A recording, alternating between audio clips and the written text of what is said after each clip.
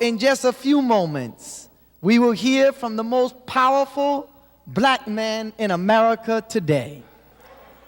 I don't think you heard me. The most powerful black man in the world is the Honorable Minister Louis Farrakhan.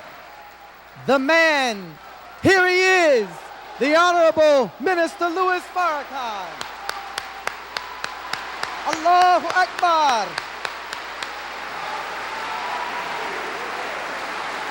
Allahu Akbar. Allahu Akbar. Allahu Akbar. Allahu Akbar. Allahu Akbar. The Honorable Minister Louis Farrakhan.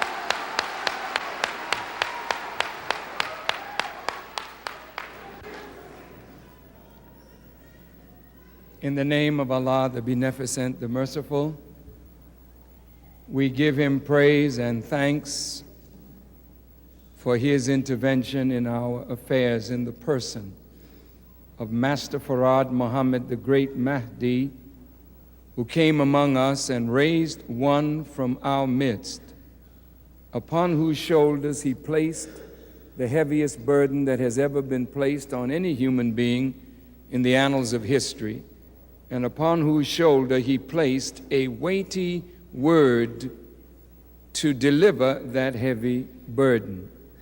The heavy burden is the resurrection of the mentally dead black man and woman of America. We thank Him for His choice of the right man to do the job. And that right man is His Messiah to us, the most honorable Elijah Muhammad. I greet all of you, my dear brothers and sisters, with the greeting words of peace. We say it in the Arabic language, Assalamu alaikum. To Minister Ismail Muhammad and members of the ministry, class, laborers, brothers and sisters, visitors and friends, I'm always very happy and honored to be in your midst, to be able to share with you some of that which we have learned as a result of attempting to follow this very bold, wise, courageous, and powerful black man, the Honorable Elijah Muhammad. Our subject today deals with 3 words. These 3 words represent essentials that would allow us to live life successfully the way God intended for human beings to live. These 3 words, if understood and acted upon properly, will give us a key to mastering every situation that life could pose. I want each of us to think about something in life that is troublesome to us. I want us to think about something in our own life that we need to overcome. I want us to think about something in our life that we desire, but as yet have not been able to attain it. Mastery of the principles underlying these 3 words will not only give you the solution to that particular problem that you and I personally may have, but it gives you the key to any problem you will ever face at any time in your life. The three words, number one, fear. Fear. Number two, faith. Number three, truth. Fear. Is fear natural? If fear is a natural thing, then is it something that we must overcome? And if so, how? According to the dictionary, fear is a distressing emotion aroused by impending pain, danger, evil. Whether that pain, danger, or evil is real or imagined, if you become afraid even of some imaginary thing that has not yet happened, the distressing emotion will still be present. It is the feeling or the condition of being afraid. But there's another kind of fear. It has reverence to it, and that is the fear of God. Fear restricts whatever we are afraid of.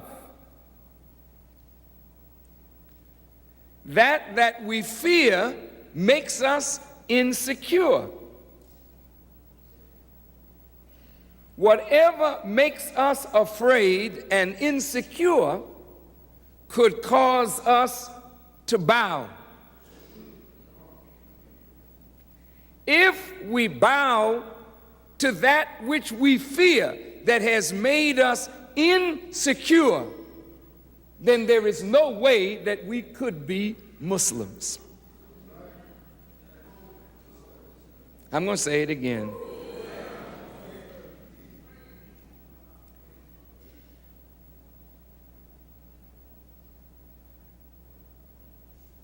Whatever you fear gives you a sense of insecurity. You don't feel secure. The very fact that you feel insecure is beginning to tamper with your being a Muslim. Because a Muslim is one who has been made secure. And having been made secure, enters into peace no matter what the circumstance is. Listen, listen, listen, listen.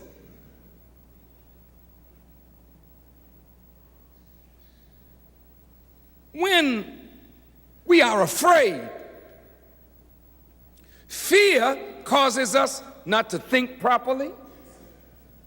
Fear causes us not to act properly. Fear makes you so insecure that you have a tendency to acquiesce, to submit, to surrender to the thing that you're afraid of. And if you acquiesce, submit, and surrender to what you are afraid of, then it becomes a god to you beside God. Do you understand? Now, think of something you're afraid of, or someone you're afraid of. If somebody can terrorize you, they got you. The moment they can make you tremble, I mean, some things can make you tremble now, but the question is not if you tremble, the question is, what do you do?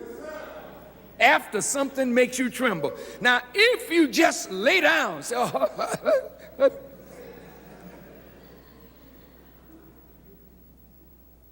in the street language, somebody just punked you.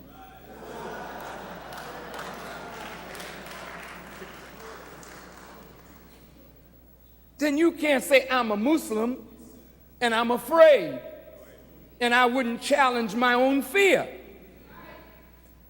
It is not that you won't be made afraid, because there's some terrifying things in this world.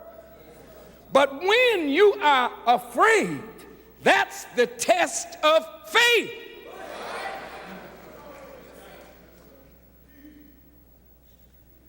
Now you got to call on what you got faith in. Now some of us might have faith in our own strength. You know, I go to the gym every day. I work out. You know, I built my muscles, and so don't make me afraid. I'll rely on my strength. But when somebody got a .357 Magnum placed at your head, then all your work in the gym might not help too much.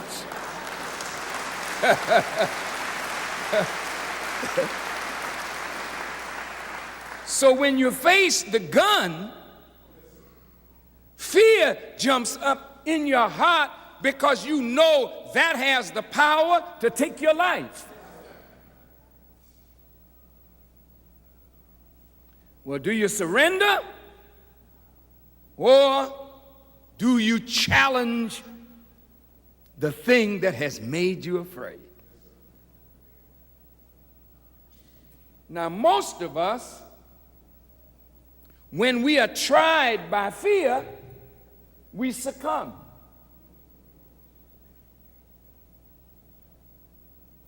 And no man can ever be what God intended him or her to be if you allow anything but God to make you afraid. I'm going to say that again. I'm going to say it again. I want you to internalize this. Anytime we allow anything to make us afraid, and we refuse to challenge our fear of that thing, then we can never be that man or that woman that God intended us to be, because fear will not allow you to be yourself. Now, if God made man and woman in his own likeness, then can you imagine God being afraid? I mean, just think about God for a minute. Ooh. There's a lion. Oh. How could he be afraid of what he created? So if he is the creator and this is the creature, then he has natural mastery over it if he does not allow what he created to terrify him. This is no Frankenstein that the thing created now can terrify its creator. There is nothing in creation that can make God afraid. Well, then if God is not afraid of anything that he created, and you and I are in his image and in his likeness, will you tell me, please, how we can justify being afraid of anything in creation?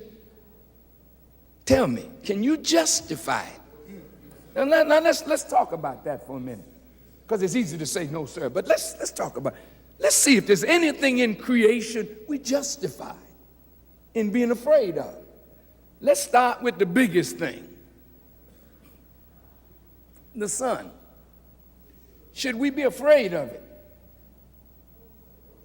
Why? It was created to serve you. Moon, stars, everything that you see was created to serve man. If you're afraid of it, you can't master it. You don't even approach it with the thought of mastering the sun. Let's not even talk about mastering ants or bees or birds. But you were created to master everything in creation, because everything in creation was created to be the servant of man. Well, if you become afraid, fear restricts you from the study necessary to become a master. Well, there are things in life. I mean, if you were out in the field and a bear jumped up, I mean, a bear will make you afraid, brother. You know, and there are other creatures that will make you afraid too. But you know what? The creatures have a natural fear of you, because they know something about you that you don't know about yourself. The creatures know that you have been given power over them. They're frightened of the human. But the human has no right to be frightened of the creature. I once was listening to a tape by the Honorable Elijah Muhammad. I was out in Arizona taking a month to fast and pray and discipline myself for a fight against cancer. And while I was out there, I was listening to a tape of the Honorable Elijah Muhammad, and he was saying that God did not make the original man, black man, to be afraid of anything in his creation. He only made you and me to fear him. And it is the fear of God and God alone that gives you mastery over the creation. But if you don't know God and won't trust God and have faith in God, then things that make you afraid will become your master. So after I heard that on the tape, it just so happened the next morning, every morning, I went for a morning walk. And I would walk from 4 miles every day to 11 and 12 miles sometime on the weekends. So this morning, I was out walking. I always had the brothers to walk a few paces behind me, because that was my time of communicating with God, and I felt I wanted to just be to myself. This morning, I'm walking, and a big bull is in the path. I ain't talking about a cow now. And there is a difference. And the bull is about where the exit sign is back there. And I'm walking. The bull see me, I see the bull. The bull stop, and I stop too. And the bull put his head down and started moving his feet, you know. And I know what that means. And you know what that means. And a little fear, you know, jumped up in me. I said, oh.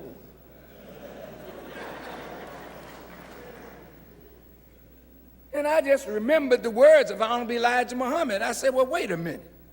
I ain't supposed to be afraid of this. I started walking.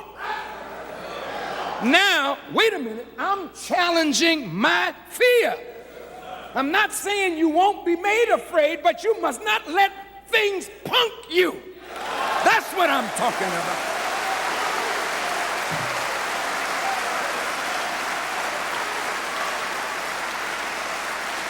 I couldn't turn around. I couldn't run backwards. I couldn't walk back because I had something in my head that my teacher had told me. So I talked to myself. You heard what he said. And brother, sometimes you got to talk to yourself now. Sometimes you don't have time to talk to yourself. But I had at least 50 or 60 paces to think this thing out. And I started walking toward the bull, and the bull never moved. He put his head down again, and he started doing this, And I kept right on walking. And when I got about 20 paces from the bull, fear jumped in him. And the bull ran off in the bush. I said, Allahu Akbar.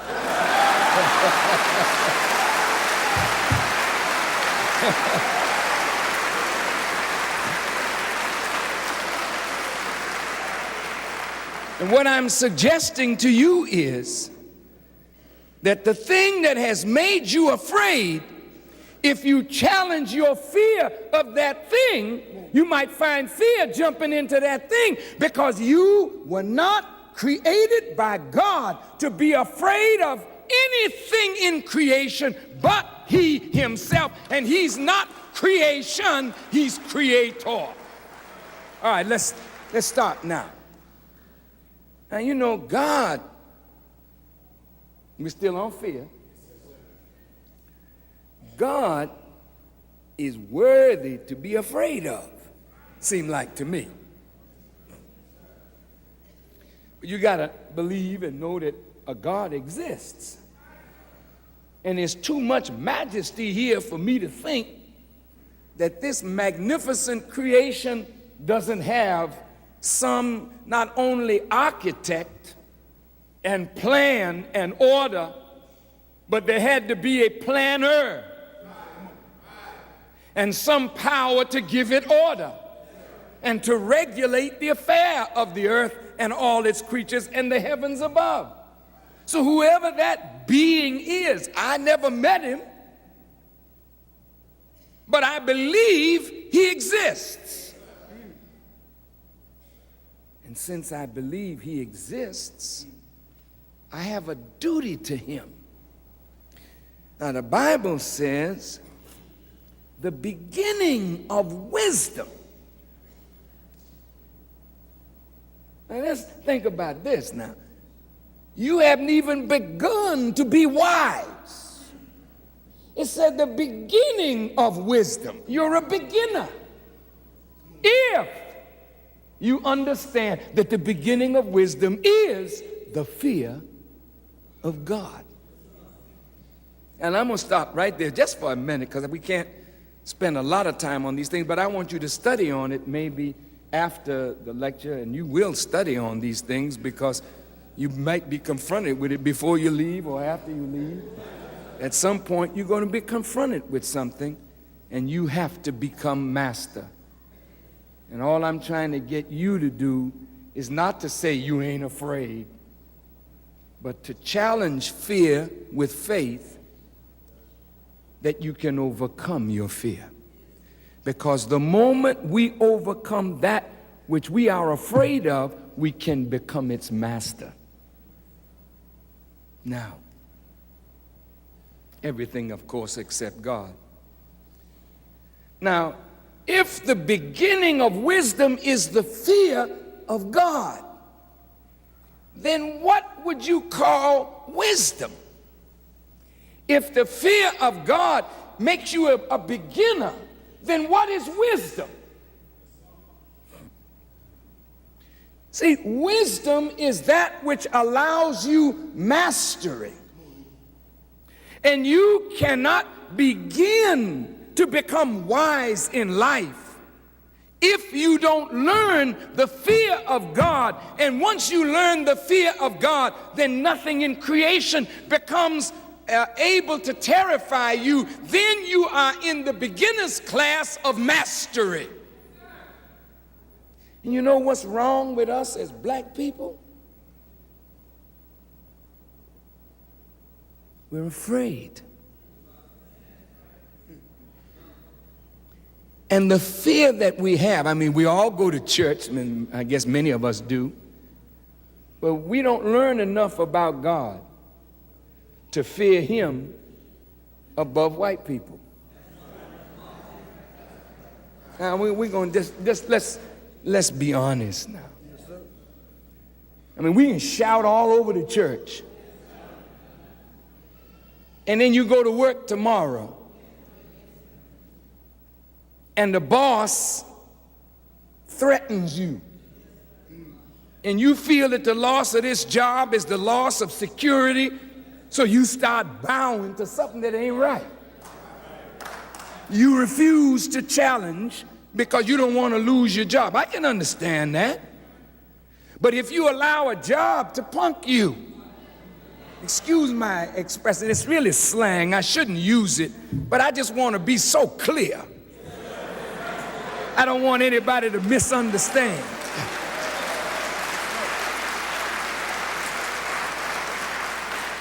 I'm not telling you to be a fool and lose your job. But I am telling you that you can challenge anybody with respect, and they will learn to respect you and become afraid, not of your muscle, but of truth that's in your mouth that you are not afraid to speak when the situation calls for it. And you know what? Practically every day in our lives, we are confronted with something that we walk away from. We don't want to tell the truth. Whatever reason you give yourself. Well, I ain't going to say nothing because they ain't going to understand, or I ain't going to say nothing because you know how hot-headed the boss is. But there's a way to do everything. But if you let people continue to make you afraid, then you'll never be the man that God intended you to be. And you must not oppose God's will for you. God wants you to be a man. God knows that you can never take charge of your post as a man and fulfill the responsibility that God lays on us as men if we are afraid. Your duty is support, provision, protection for your female. How you gonna protect her afraid?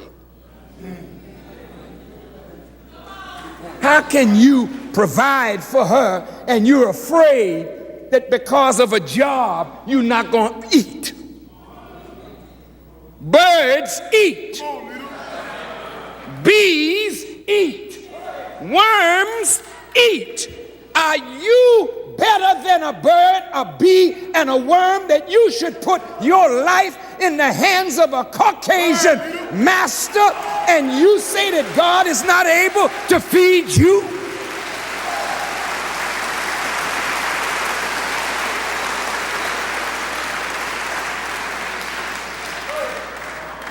No.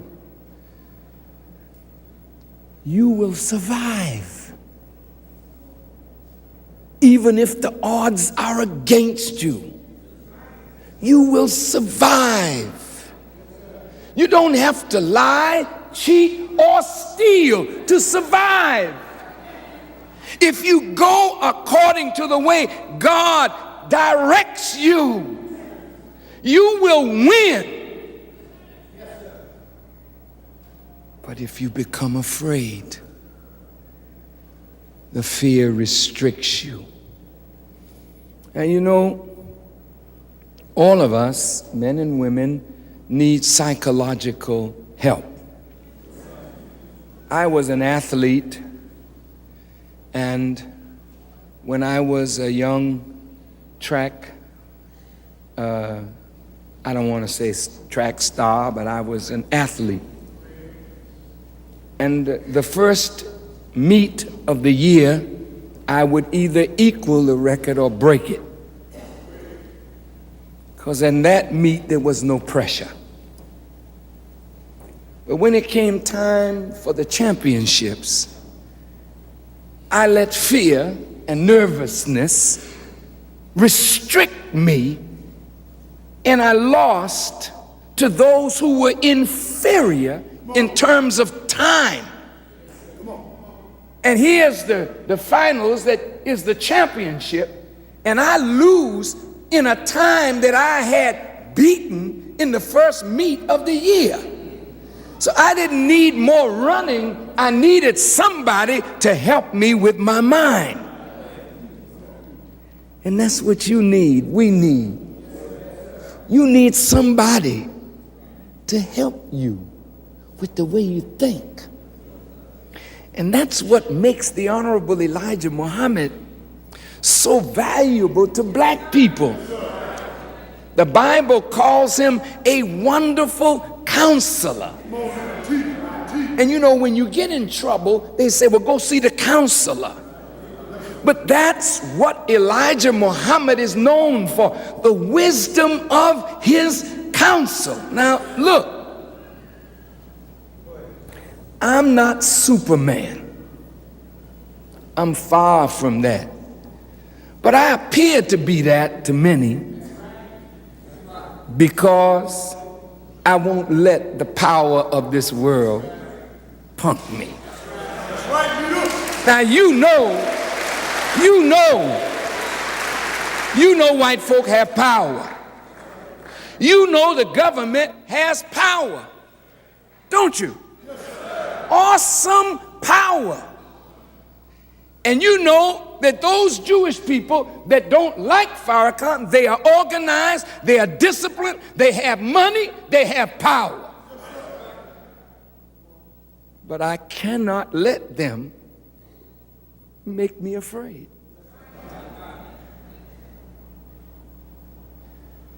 I was teaching one time in New York at the John Jay College of Criminal Justice. I had made a speech that was very innocuous, harmless. I didn't, hit him too hard. I kind of crafted the speech real nice. I got through the speech fine. The first question, this detective got up, kind of big, imposing fella, and he opened his coat and he threw it back. And there was this big gun on his hip, and he wanted to make sure that I saw the weapon. Now he's trying to do what? Exactly, trying to make me afraid. And then he said, Minister Farrakhan, I understand that your teacher, Elijah Muhammad, teaches that all us white people are devils.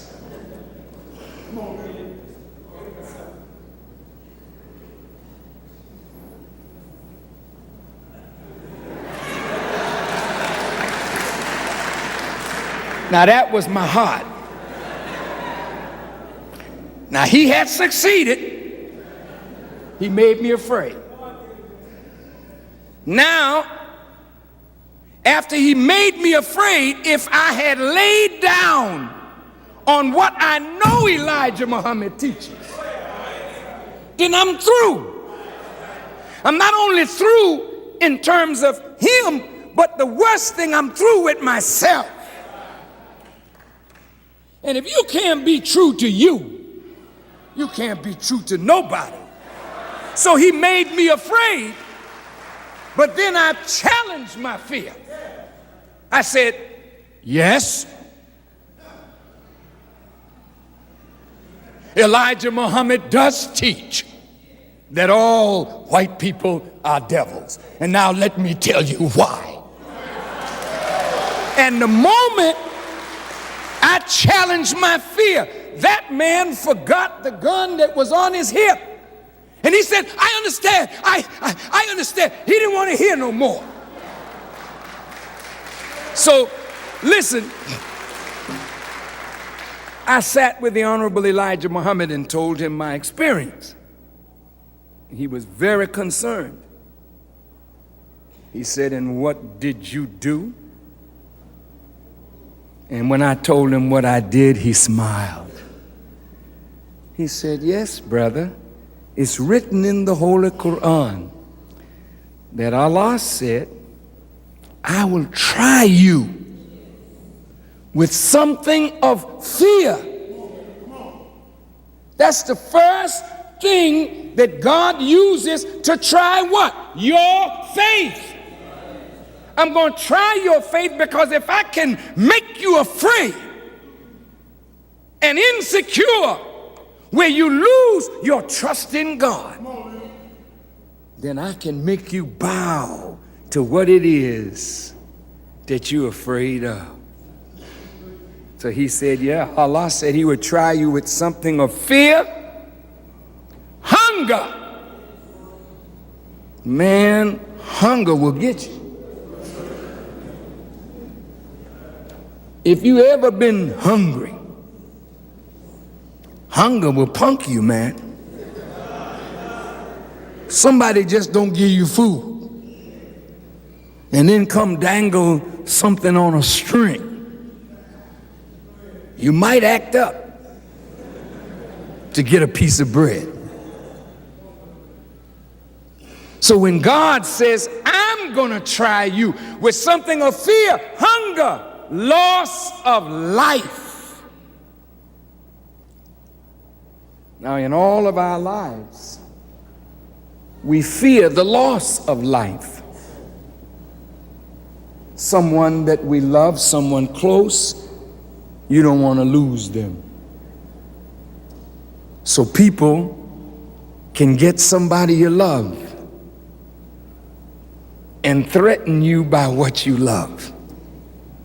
And if you love anything more than God, then you're not worthy of God. Now this is getting heavy now.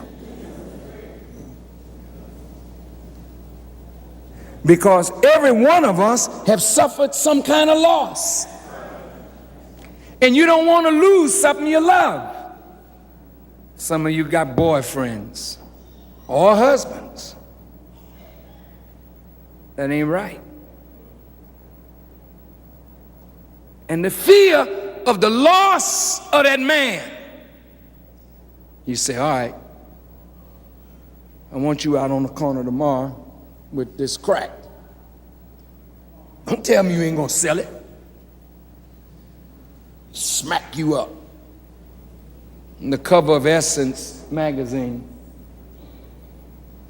is a black woman who was an honor student, never been in trouble. Emerged, thank you, emerged.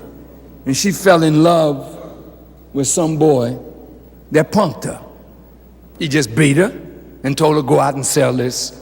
And she went out and sold it, got caught, and is now doing 24 years because she submitted to something that she wasn't worthy. At some point in your life, woman,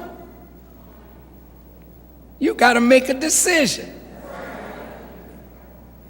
You gonna let some man punk you and make you a whore? Smack you up? You see, there's something that can be done about all things.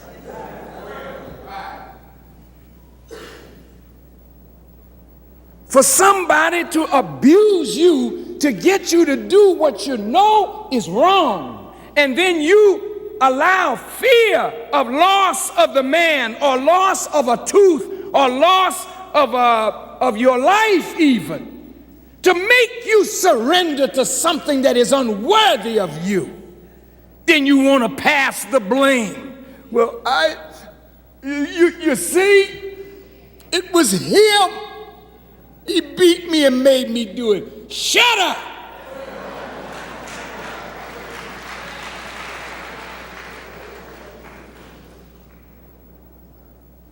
The Bible didn't say, and the Holy Quran didn't say to the female, and if your husband beat you, it's all right to do evil out of fear of what he gonna do. The book says me and me alone should you fear. Now listen to the words. Me and me alone. Then if you're afraid of your husband, you've made him a god beside Allah. Then you'll do his will even though his will is against the will of God. See, you're wrong, sister. But my marriage vows told me that I should obey. Oh, shut up. You ain't never obeyed nobody, not even God.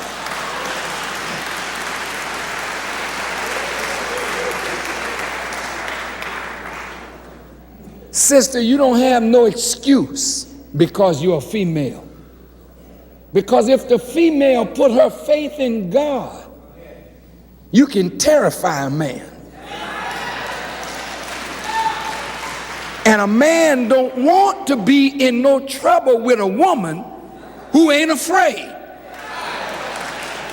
Because you sleep sometime. And you a damn fool to get her upset and then sleep. Because one day the sleep will be permanent. Rest in pieces.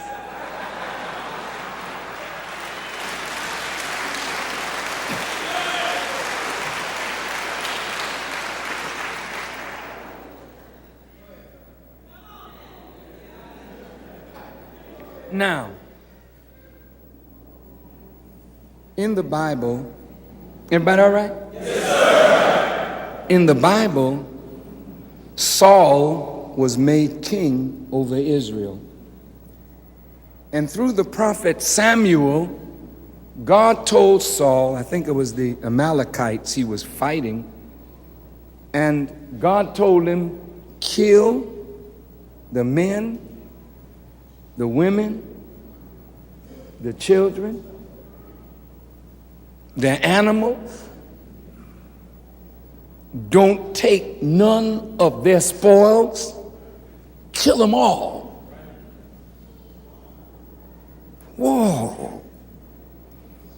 Now somebody, when I remember I had a talk with a particular entertainer, very, very well known, and when he studied that in the Bible, it shook him so bad, he didn't want to go back to Bible class anymore because he couldn't understand God telling the Israelites to kill men, women, and children, kill the animals, and don't take nothing as a spoil. But if you look at God, when God is angry with a people because of that people's wickedness, he don't care nothing about children. Because if the children come from wicked parents, maybe the sins of the parents should be visited on the children. And that's why when you have children, you have to be careful how you live. Because you could be passing on to your children the weight of things that belong in your life, but they come up on your children. You didn't hear me. Saul went out. He heard the command, and he went out to the battle. And God gave him the victory. But he didn't quite obey. He allowed his men to tell him. His men said, you know, some of these women is fine. Some of these cattle are fine. Look at the gold. Look at the stuff they got. Surely God is not going to mind if we take a little something. And Saul gave in and was disobedient. God was so angry with Saul, he said he would no longer recognize him as king and raised David up as the anointed to replace Saul. So fear caused a king to lose his place. Now, one of the things that God always does when he chooses a person to accomplish a mission, he says to them, I am with you. Listen to these words. I am with you. Then he says, be not afraid. Be not afraid. I am with you. Take courage. Don't worry about how mighty they look. I am with you. Go forward. See? Now, to the Muslims, you have accepted a mission. And that mission is the liberation of all of our people. The resurrection of all of our people. So if you're afraid to go out and do your job, then you are denying God. Then he will sit you down and bring someone else in your place. See, God don't care nothing about those in positions of rulership or power. Your power depends on obedience to the sovereign of the universe. Now, so ministers, we can't make no excuse, you know. Well, see, the men said they wanted, you know how it is. No, I don't know how it is. I'm sitting you down. Because you were afraid to obey me, God. So if you're afraid to obey God, then whatever you fear becomes your master. So he surrendered to his men. See, when you're in leadership, not of a gang, but in leadership under God's divine command, you do not follow the people. I don't care what the people think. If you know God has commanded you, then don't listen to the people. Listen to God and challenge the people. Now,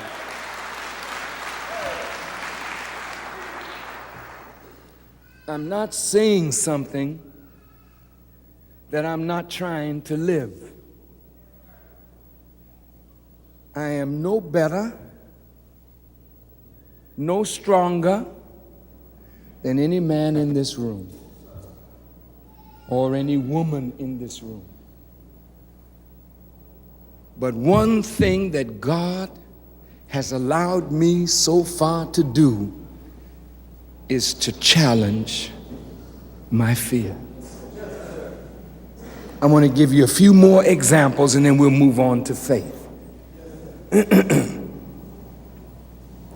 Now, why am I giving you examples out of my life? Because to give you an example out of the life of the prophets, how they challenged Pharaoh, they challenged Nebuchadnezzar, they challenged flames, that's beautiful, you know, when you read it in the Bible. But when you read it in the Bible, if it doesn't give you courage in your time period, then reading it yesterday, you might think that it can't happen today. But God is able in every generation. And he will never let you down. He will never let you down if you put your trust in him. Now I'm going to say something in my own life again. In 1972 in New York City, the police attacked our mosque. I was in my office giving dictation to my secretary, and I heard some shots. I said, what is that? So I went to the door. My secretary got up to come behind me. I said, no, you stay. As I'm going down the stairs, the brother that was on the front post was running up the stairs, and he met me going down. He said, don't go down there, minister. They shooting down there. I said, that's exactly where I'm going. Now that brother didn't say, well, if you're going, I'll go with you. He kept on going. I'm just telling the truth. I don't even know where that brother ended up, but he was moving. When I looked around, my secretary was right behind me. She gonna challenge, because I'm gonna challenge. This is the female now. But she was disobedient. I told her to go back in the office. Why? A man can't take care of the business if he got to worry about the female getting hurt. I said, get back in that office.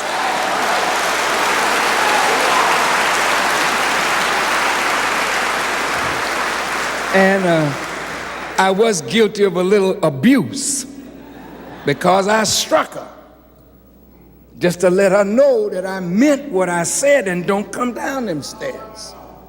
She was going to fight with me, but that would take my attention off of what I had to do, especially if she got hurt. Going back upstairs, I saw a gun, a long barrel. It was like a rifle with a, you know how they have these holes where you can cool the barrel? The gun was smoking. So you know the boy was firing it. And I mean, when I saw that smoking gun, as I was coming down, the gun preceded whoever was holding it. I'm coming down the stairs.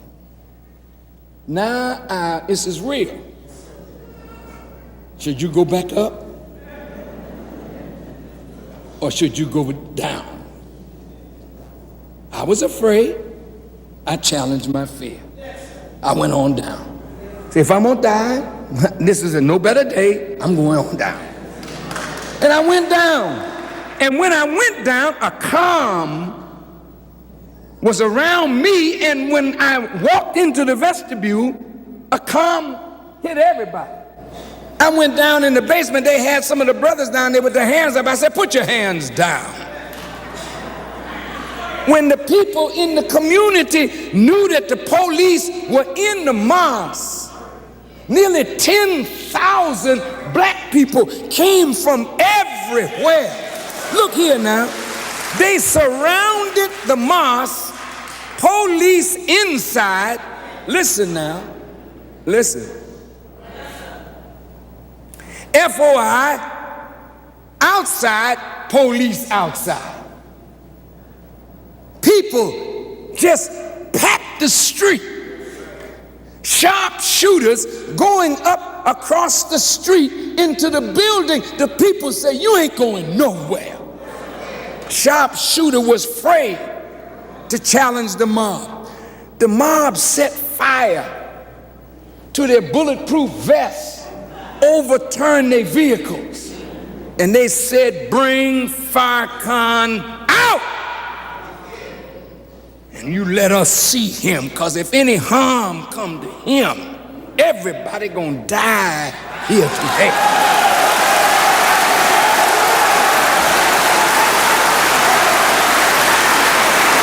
Now,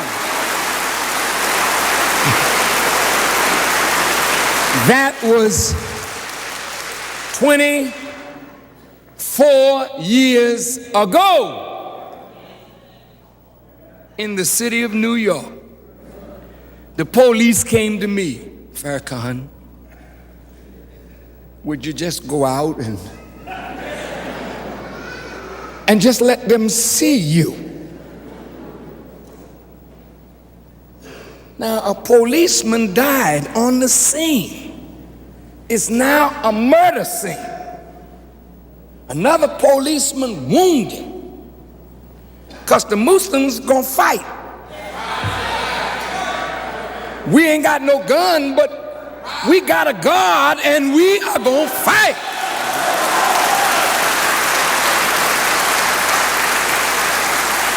didn't say we wouldn't be made afraid, but we have to challenge our fear and fight with that which fights with you in the name of God and watch God go to work. And if you ain't got no God, then forget it. But if God is real, and he is,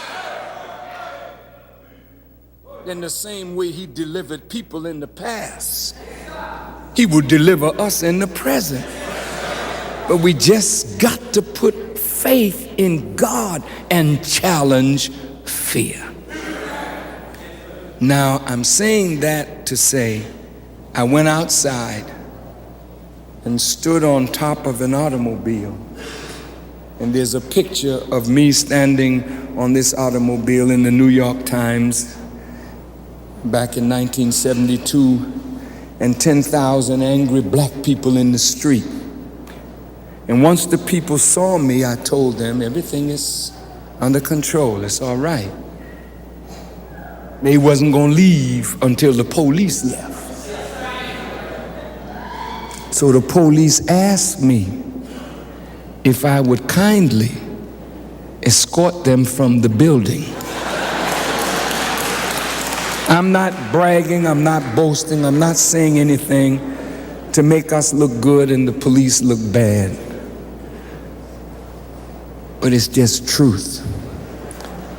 They said, Mr. Farrakhan, could you bring the brothers that were in the basement down to the police station this afternoon or this evening?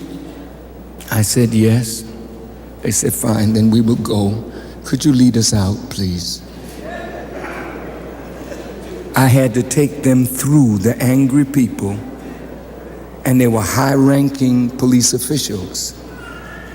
I went down to the police station that night, but I went by myself with one of the other laborers, and they said, well, where are the men?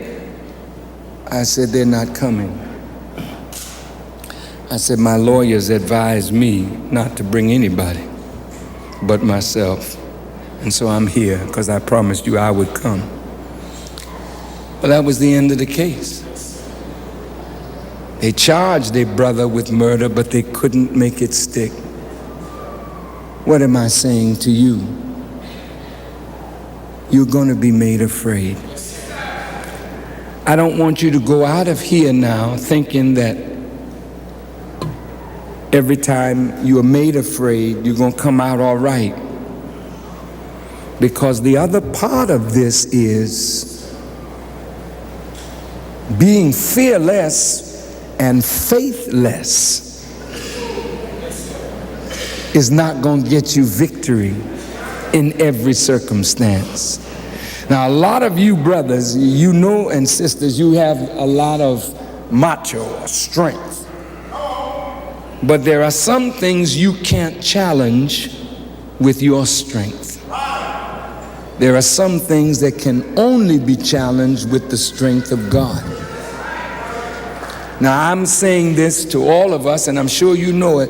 The government of the United States cannot be challenged with your strength and mine. It can only be challenged with the strength of God. There are forces in this world that you cannot challenge with your strength. And that's why faith is absolutely necessary to overcome fear. Everybody all right? Yes, now, this is a 3-word lecture, and I realize that I have already spent maybe 1 hour on fear. But I could stop here, and if you took what you heard right now and made up in your mind that you are not going to let things make you afraid. But fear of God is the beginning of wisdom and mastery. Now, dear beloved followers and believers of God,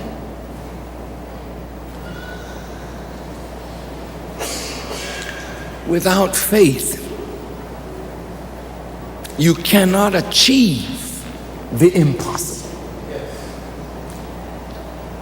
But with faith, there is nothing impossible. I'm going to say that again. Without faith, you cannot achieve the impossible. Now, people are always telling you what is impossible. Come on. Oh, you can't do that. Oh, brother, you can't do that. Oh, sisters, oh, you can't do that. And if you believe it, you won't even try. That's right. That's right. That's right.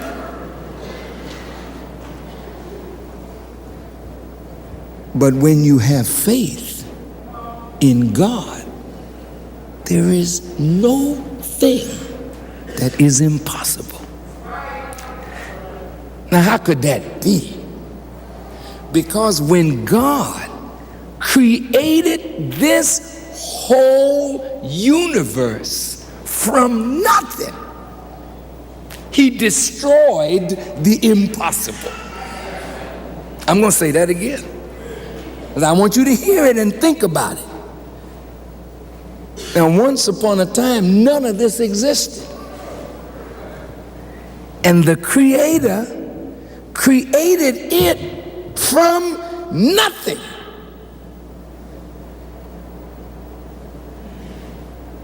Then what's impossible with him? See, a lot of things are impossible without him, but there is nothing impossible with him. Now look, brothers, see, when you don't have faith, real faith in God, you don't even attempt things that people say are impossible. But when you have faith in God, you will try the impossible and find it's quite possible. So faith in God is a key to accomplishing anything in life that you desire. Now look at this. And I know you've heard me say this in times past, but I want to reiterate it again because of how true it is. Just as a baby on its mother's breast for the first time does not know that milk is there, but will keep on pulling until some milk appears. That's faith. It's the substance of things hoped for, the evidence of things not yet seen. When you look at this universe, everything that you need to make life beneficial to you is already here. Think of anything you want. It's already here. You ain't got to create nothing. It's here.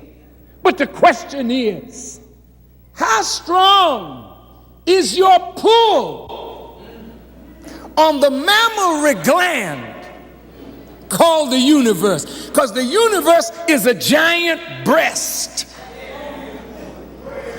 I'm going to say it again, since all these brothers like to think about, excuse me, sisters.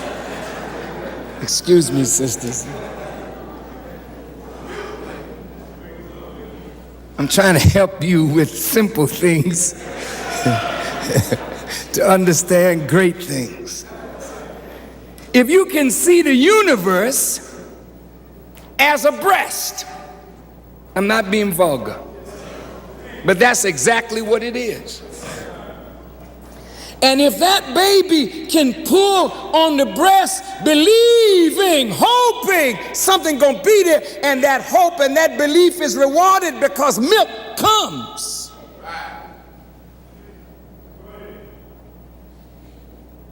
And it won't dry up as long as somebody's pulling.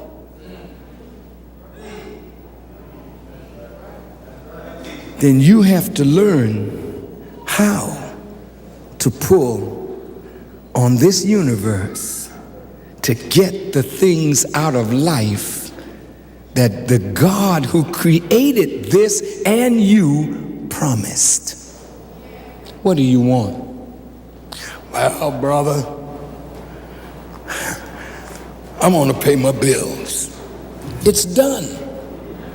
What do you want? That's all you want? Oh, that's punk stuff. But you ain't even gonna pick up on the heavy stuff if you can't get by the little stuff. And the little stuff that's messing your head up is denied to you because you don't have faith. Yes, sir, that's right. The scripture says, if you had faith, the grain of a mustard seed, you could say to the mountain, be removed, and it would be so. What kind of mountain do you have in your life that you can't move? And have you ever seen how small a mustard seed is? It is so tiny. I have some at home. I shared it with Brother Minister Ishmael and some others that were at my table. I just put a mustard seed in their hand. Yes, sir. You couldn't even hardly find it. That's how small it is. And then Jesus said, if you only had faith that small, you could say to a mountain, be removed. So what mountain is in your life that's troubling you? Well, I've got a lot of problems. Tell me something new. That's what life is. Life is problems. So what? If you don't have a problem, you're not here. So where are you? When God brought you here, He brought you here to give you a problem.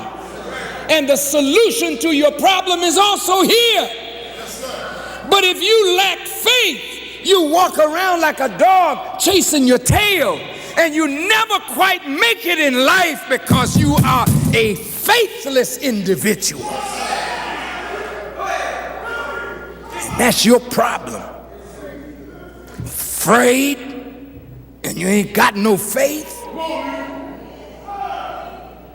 So you gotta live by schemes. You gotta try and trick somebody. When they ain't looking, take their wallet, you pickpocket.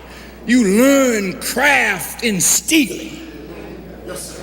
You learn how to manipulate silly people to take from them. And a whole universe out here ready to give you its treasure, but you are a punk. And you're doing punk stuff. And the white man built a world on your back, and you can't do a damn thing about it because you are faithless and afraid.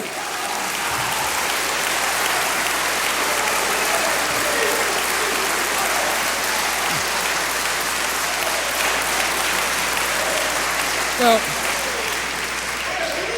I probably should have said it in a better way. But it just bothers me that you got so little and the world is here. The white man can't stop you from the breast of the universe. He's on it himself and trying to beat everybody back from it. He's the biggest sucker in the world.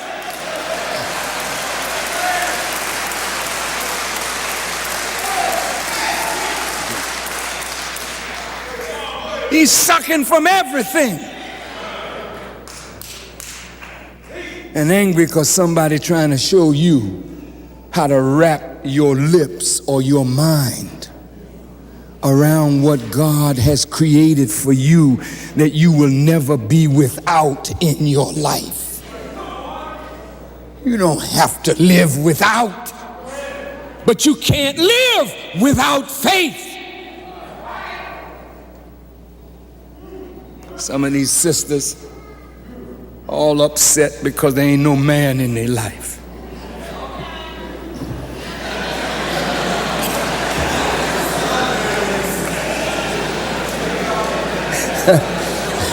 And God haven't stopped making men. Some of the brothers upset because they can't hold a woman. I understand, brother. So the sister's upset, so she gonna eat all day, all night. And just sit there till she needs 2 chairs.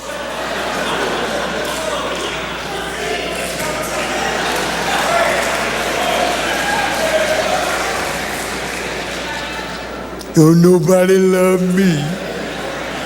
It's all over. Yeah, it's over. It's over because you said it's over, not because God said it was over. How dare you think that because you don't have a man, there ain't none out there? You don't have to be turning up the tombstone to try and find one.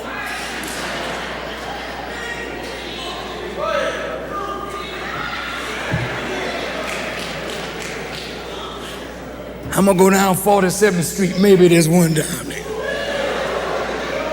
If not, I'll try 63rd and Cottage. I'll go to the local bar, maybe there's one there. No. You go to God. He is the provider. And if you put your trust in God and stop trying to be what you can never be, you gotta be a temptress to get a man. Hell, well, if you get him, you're gonna lose him. Because hell, that stuff can't keep him forever. So why rely on that? That's not permanent, woman. And you let the white man make a fool out of you, make you think your body and sexual pleasure can keep a man, and make a fool out of you so you think being a damn gorilla will keep a woman. Hell no, ain't none of that gonna work, brother.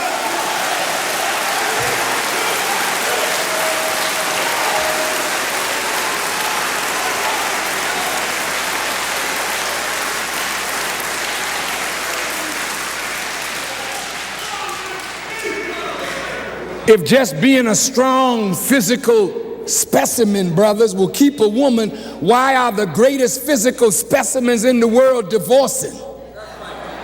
Why are the women saying, I'm sick of that so-and-so? He got big muscles. He can talk about it all night long, but all night wrong. No, man, no, woman. You gotta come to God. He is the supplier of all needs. And your problem is you're running from a real surrender to God. You talk God, but you won't surrender. You talk God, but you won't bow down. You talk God, but you're afraid of man and afraid of your job and afraid of your life.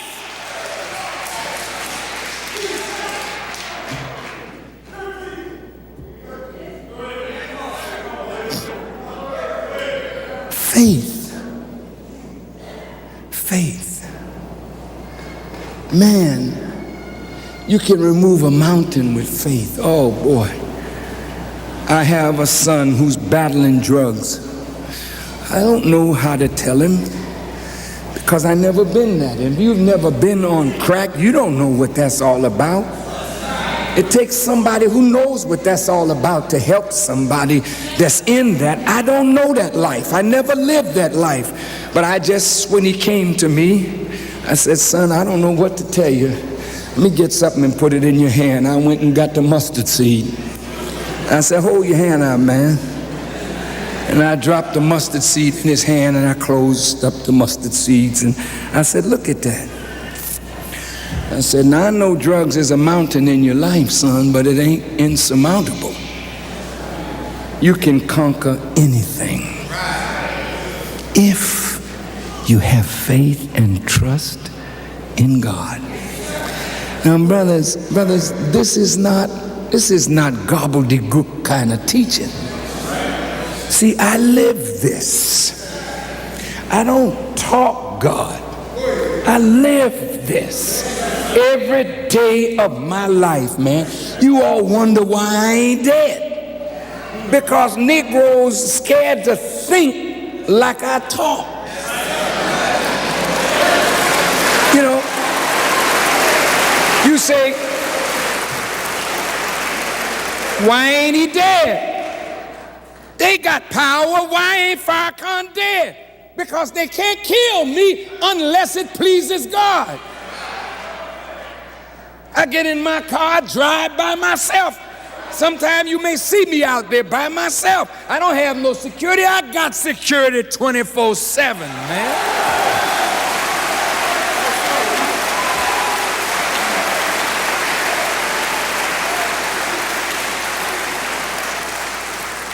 I don't have no gun up under my seat. Somebody threatened me, I gotta reach under, go in my trunk. Hell no, what I got is here and here. And I carry an atmosphere that you have to be something else to penetrate. I'd like to teach you about that sometime, brother. Everybody carries an atmosphere. You from the earth. The earth has an atmosphere. So do you. Oh, you didn't hear me.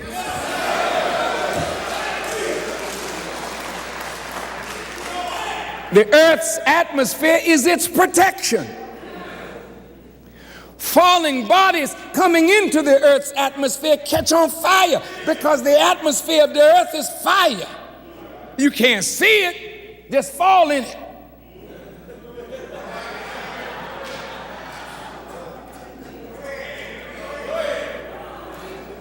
So it is with a righteous person. They carry the atmosphere of the earth. If you wicked, you deprive yourself of the atmosphere that comes around a person of righteousness. It comes from within you. You create it because of your goodness.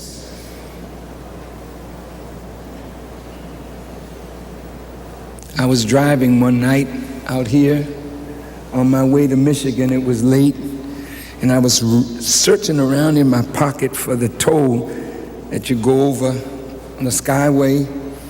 And I was going through the park out here, and there was a light, and I put my foot on the brake. And while I was searching around in my pocket for the toll, I evidently took my foot up off the brake just a bit, and I bumped into the car of the man in front of me. He got out the car, he was steaming. And he just wanted to cuss somebody, you know. But my atmosphere. I mean, I looked at his car first, and I saw there wasn't nothing there. I looked at mine, and one of the lights was damaged. I said, brother, I am very, very sorry. I should have been paying more attention. And he looked at me, and he calmed right down. I said, do you know who I am? He said, no, I don't know who he is.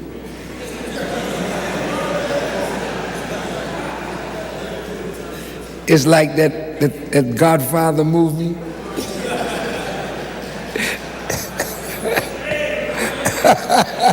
wait.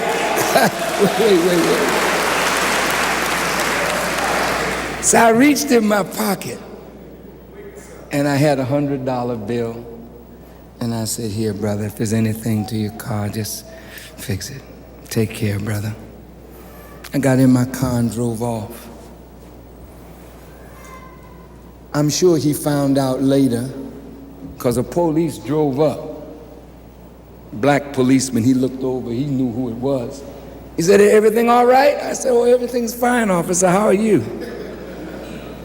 And they saw the way the officer was treating me. I drove off, you know. The point I'm making is, faith and trying to be right creates a beautiful atmosphere And since you are the righteous by nature, brothers, sisters, you're good people. You're not bad.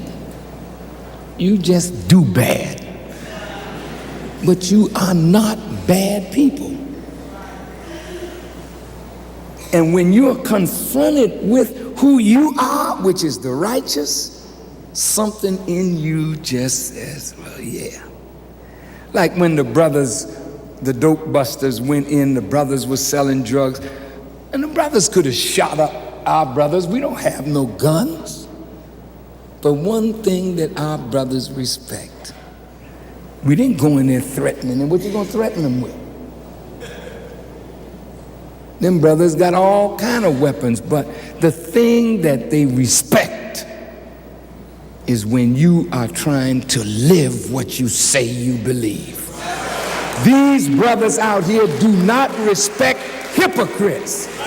So don't say you're a Muslim and that you're trying to be right and doing wrong. You won't win the respect of the people. But if they see you sincerely trying to be right, the hardest brother out there will love you and respect you. And I'm going back to what happened in New York. Every day, my son and others who are in New York can tell you, I would leave my office at a certain time and I would walk among the people. I'd just take a walk. And there were the brothers on the corner filled with heroin. I never would walk by them without sitting, talking with them. They would say, oh, Farrakhan. And they would take their hand and wipe their hand on their clothes because they felt that their hand was dirty and mine was clean. So I shook their hands. They run up, their hands swollen with a baby in their arms and just ask me if I would just bless their baby. This is Harlem, man. And we were the only store or place in Harlem that had no gates on our glass, and nobody would break our glass. Our people love you if you are right and trying to be right. Because no matter how bad you are in your actions, you really are the righteous. And your real power is in trying to be right, brothers. Sisters, that's your power. You don't have to be afraid to be right. You should be terrified of being wrong. Now let me move on faith. And I mean, that's a subject that I hope the minister will take for a week. We'll just deal with fear, and a week we deal with faith. Because, brothers, everything that God has blessed us to accomplish, it was really done by faith. Do you think I like challenging Jewish people? Do you think I get pleasure out of that? Don't you think that I feel bad picking up the newspaper, reading every day somebody attacking me? I could acquiesce like others, but I know you're not going to be free if we don't challenge those who control our lives. And in my judgment, Jewish people have too much control over the life of black people. And you have no control over their lives. None. And you're not seeking it. I'm not anti-Semitic. I'm not hateful of people who have faith in the God of Israel. I love those people who put their trust in the God of Israel and the scriptures of the Torah. But look, brothers, I see all our leaders just punked out. I'm sorry. All our great ones that we admire, they'll fight for us up to a point, but when it comes to the point of liberation from their control, they shrink, and you know it. See, if I'm sincere for your liberation, I have to go after those things that keep you bound because you're afraid to challenge them. Well, I can't be that. I can't be that. I cannot say, well, all right, now I'll just shut up. Life ain't gonna be easy for me if I get quiet. Because of all the things that I've already said. If I said tomorrow, I lied, I didn't mean it, you think they're gonna ease up on me? Because if I said it and believed it, even if I said I didn't believe it anymore, they're not gonna let me go. I got to hold to what I know is right. And whether you are with me or not, see, my faith is in God, man. He will see me through. I can't be like my brothers who lay down at their feet and beg them for mercy. I love my children. I love my wife. But if they say they captured my children and my wife and say, well, Farrakhan, if you don't stop, I'll have to kill them. I say, well, you got to do what you got to do. I love my grandchildren, but I don't love you more than I love God. In your life and my life, we said it. Our prayer, our sacrifice, our life and our death is all for Allah. So if they say they're going to kill you, they're not going to punk me. Because when they say they're going to kill you, now you tell them. Since I taught you all your life, now you stand up and tell them, well, if it's all right with Allah, it's all right with me.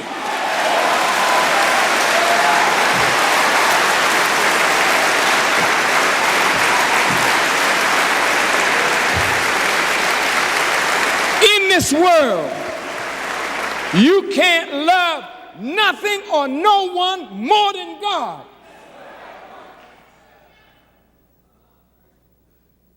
You can't even love your own life more than God. Sometimes I ask myself, what could they offer me to turn me around? I don't know. I don't know nothing I want that I can't get. You didn't hear me. If I wanted to be president, I could get it.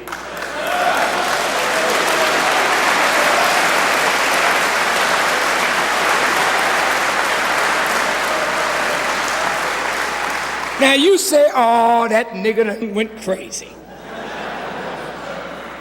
See, that's cause it's impossible to you. Ain't nothing impossible. Nothing.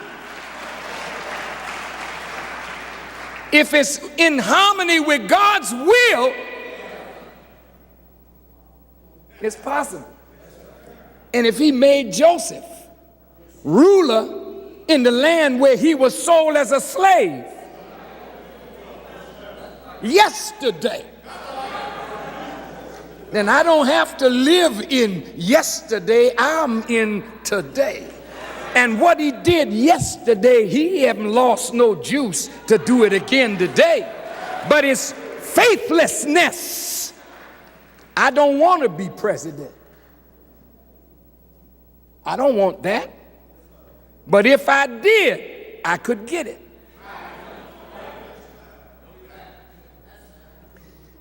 Not only would you back me, see, if God backed me, you gonna back me. And if you don't back me, it ain't gonna make no difference, because you can't hinder what God wants to bring about. I'm only trying to throw something out there that you might think is impossible. The most impossible thing, brother, is the resurrection of the dead. And I want you to go out to the cemetery with all that you know and hang around near any tombstone of anybody you love and call them out of there.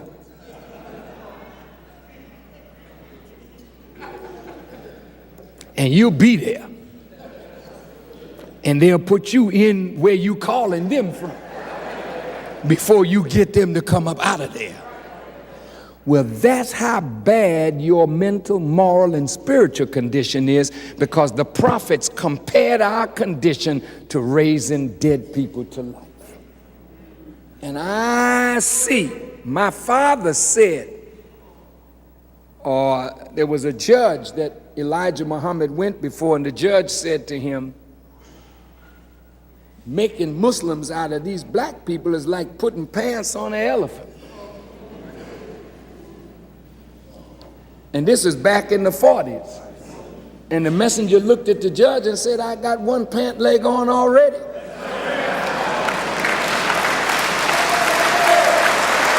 And before the Honorable Elijah Muhammad left, I happened to be flipping a magazine, and there was a picture of an elephant with pants on.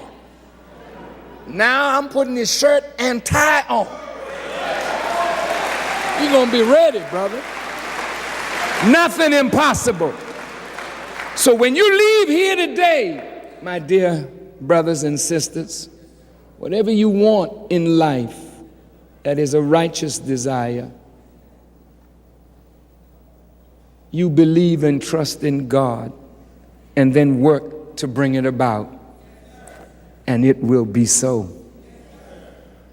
Whatever mountain is in your life that you think can't be moved, you put your faith in God, and that mountain will be removed.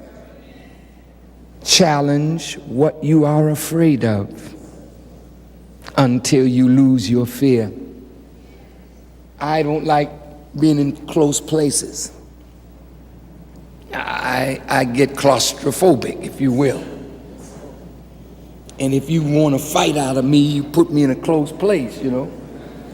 Till one day, I went among the Native Americans. And I told the Native American I wanted on Savior's Day to say a Native American prayer. They said, tell Farrakhan if he wants a prayer, he'd have to come in the Inipi first. And the Inipi is a sweat lodge. Lord have mercy. And I tell you, brother and sister, that was some experience, because to get in, you gotta crawl in it, because the door to it is, you know, like it's about the size of your back, maybe about 30 some inches. You just gotta crawl in, you can't walk in. And it's canvas over wood made like a womb. And in the center is a hole. And the fireman is outside heating rocks till they are red. Then they put the rocks in the hole. And they drop some cedar on the rocks. And the cedar gives off this like a smoke, but it's like a scent. You in there with your Native American brothers or whoever going in, and you all around this hole, and it's close. It's close. And when that man said pull the flap down, you couldn't see nothing. And then they poured water on them rocks, and immediately you bust out with sweat. Man, at first I wanted to bust up out of there, but I was afraid I was going to step on them hot rocks. So fear kept me in place till faith took over.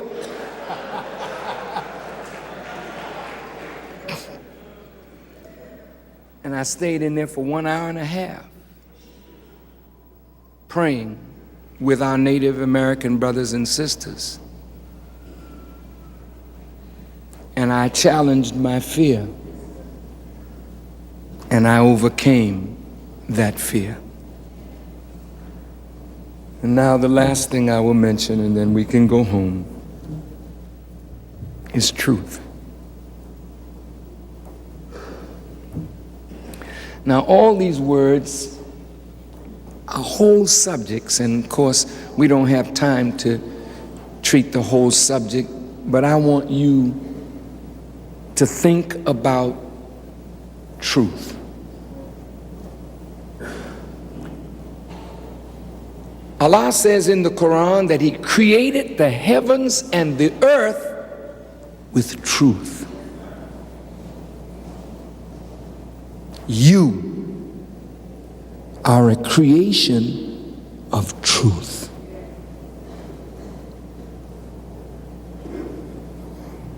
If God built all of this and sustains it with truth, how can you sustain your life living a lie? Now let's talk. See, sisters, when you come out, you want to look beautiful, so you spend time in the mirror. Brothers, we do the same. We make sure our hair looks right,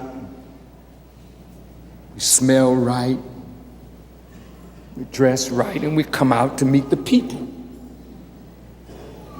Because you're concerned about how you appear. But appearance is not what you are. What you are is on the inside of what you appear. Now look, brothers, sisters, the thing that I see going on, I'm speaking now to us as Muslims and to you as Christians or whatever your faith is.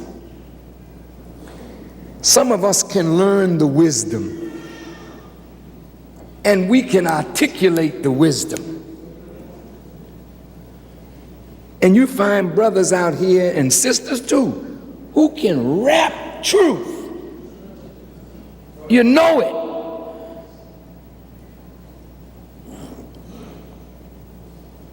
But let me tell you something. I don't care how much we know.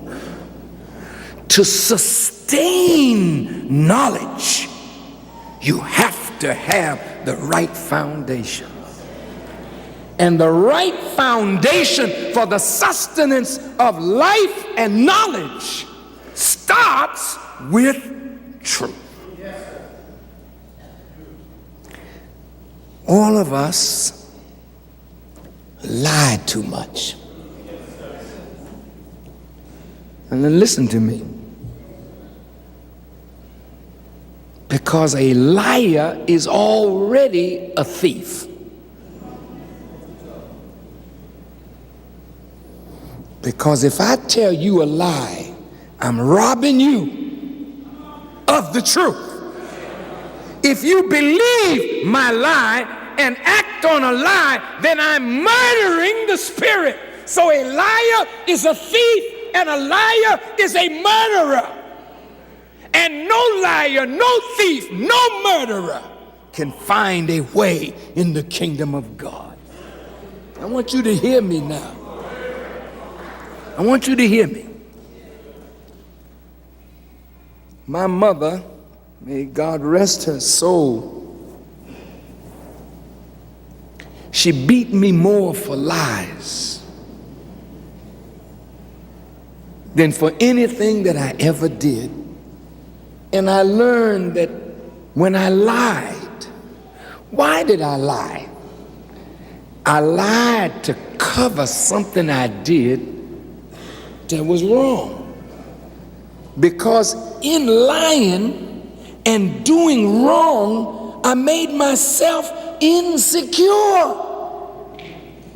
So when my mother, who had power over my backside and its comfort, questioned me on the thing that was wrong, I lied to protect my backside. But when the truth was known, I got it worse. She would beat me for the thing I did, and then she said, now this part is for the lie. And that looked like it would never stop. She beat me till she got tired. And the woman had endurance. Now look, man, after a while, I realized this lying stuff, it don't pay.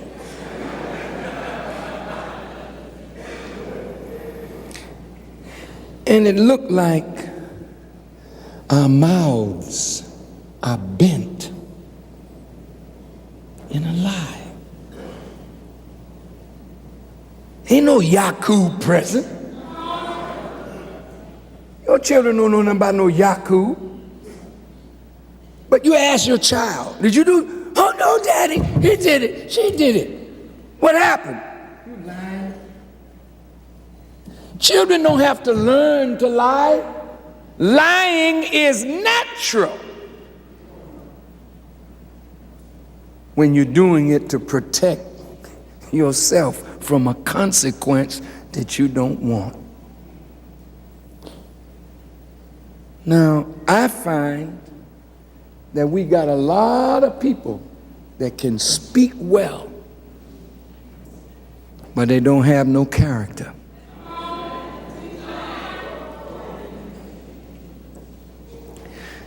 And if you're knocked out by good words, you'll always be knocked out, because there's people that can give you good words all day long. But integrity, they don't have.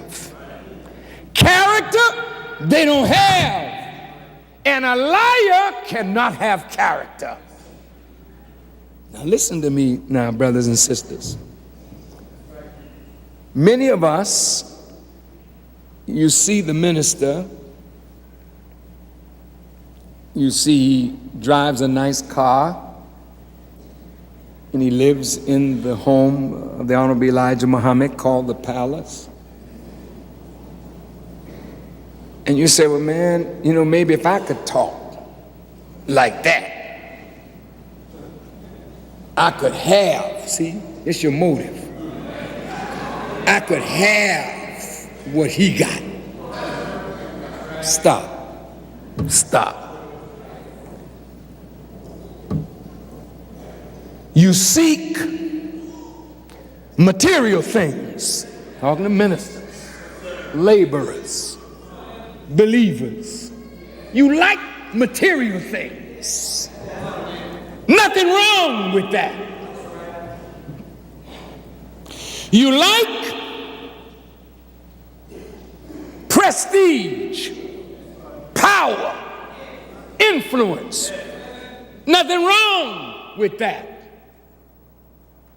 But that should not be your priority. What is the priority? Look, seek ye first. What? The kingdom of God and what? See, you didn't hear that. I want you to say that again and think about what you're saying. Seek ye first the kingdom of God and all its righteousness, and all things will be added unto you. Now the problem is we all have the cart before the horse. And you wonder why even when you get things, you never find any joy. Because joy was never meant to come with things. Check it out, brother. Some of the saddest people in America today are the ones with money. Go and ask Rodman, Dennis, are you really happy? The man is a monster on that court. He's great. Ask Jordan, Michael, are you happy? You would think so. You come out of the Henry Horner Homes or the project. You say, I know this cat, man. He got to be happy. He got to be happy. Man made $40 million last year. He got to be happy. I know he's happy. You didn't ask him. How come all these people you look up to? Ask R. Kelly. R.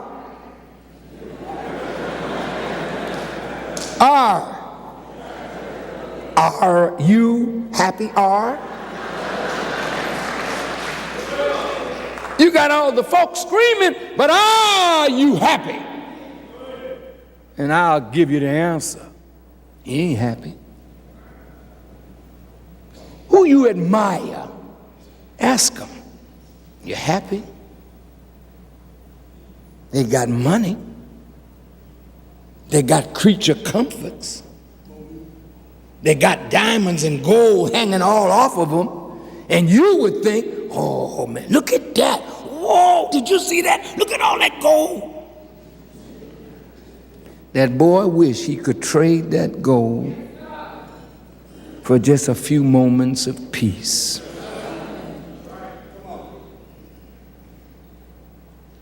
Because their priorities are all messed up. I thank God that He didn't allow me fame as a young man. I thank God that He didn't allow me greatness even as a young minister. I thank God that He did not allow me to come into the leadership of the Nation of Islam after the Honorable Elijah Muhammad left. Because if I had, we would have lost it all anyway. Because there was something that I needed that only the fall of the nation could have provided. I want you to hear me now. See, all of you that have parents that give you, you end up with nothing because you don't know how to get. And you don't appreciate your parents who got to make it easier for you to get. We're still dealing with truth now. I'm finished right after this. Beloved brothers and sisters,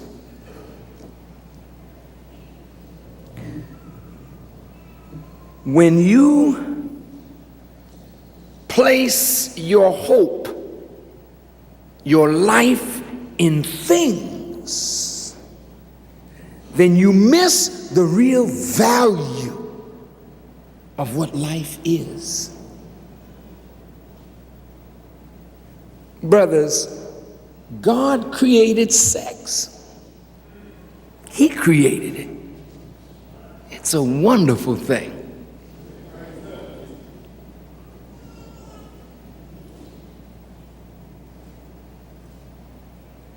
It's pleasurable.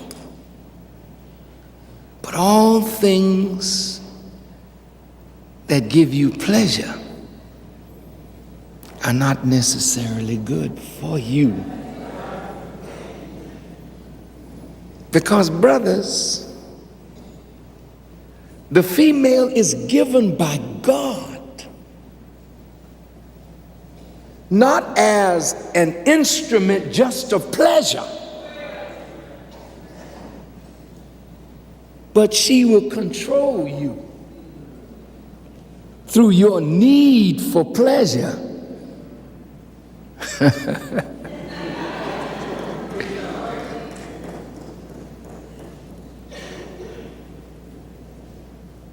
And to take that away from you, and you start acting like a little punk, then she becomes a god, and you become a slave, and then she don't respect you no more. A man who is of God and a woman who is of God will never try to control a man through pleasure. And a man of God will never allow himself to be controlled through pleasure.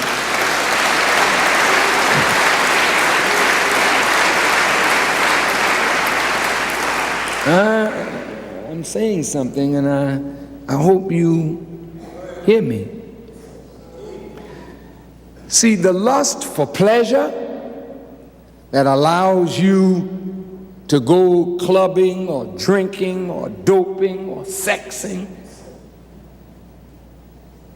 after a while, that stuff don't mean anything to you no more, because it wasn't created to give you what only God and serving God can give, brothers. So, seeking of pleasure, that's wonderful, but it has its place. Seeking material things, that's wonderful, but it has its place. Seeking power, prestige, and influence, that's wonderful, but it has its place. Now, many of you that are in positions of power and authority, that is only sustained on the basis of good character. And my problem with those in leadership is we do everything to appeal to people on the basis of being articulate, but we do very little to please God in the building of righteous character. Now, I'm going to close now with the kingdom of God. Seek ye first the kingdom of God. Now, there are many kings that have kingdoms.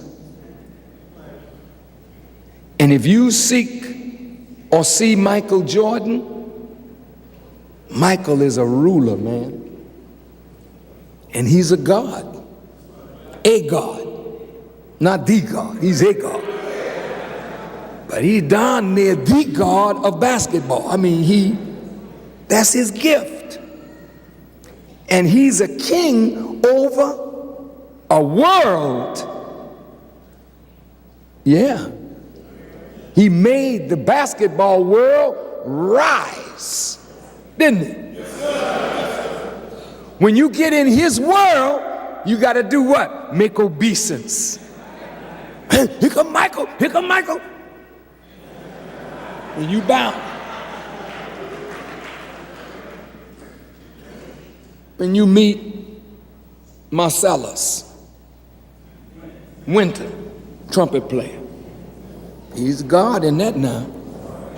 He's super bad. And when you come into his world, you bow. When you go downtown seeking a job, the CEO of the company, you know what I mean? He walks around everybody. Good morning, Mr. Jones. Good morning. Good morning. How are you, sir? Good morning. And if he chooses to say good morning back, he will. If not,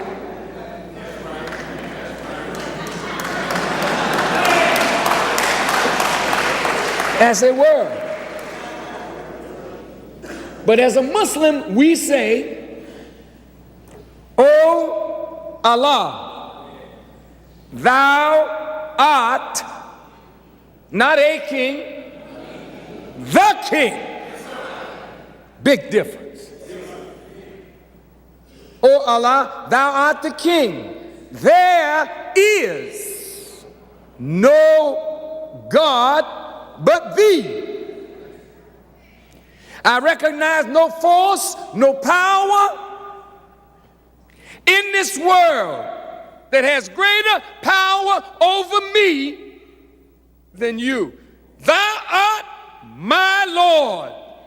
You are my nourisher, my sustainer, the evolver of me toward perfection. There is no other. And I am your servant. Those are the words of a Muslim said in our prayers. Now, if God is the king, what is D-O-M? See the dome, see that dome? That's a beautiful dome. Look at it. Look up at it. Isn't it beautiful?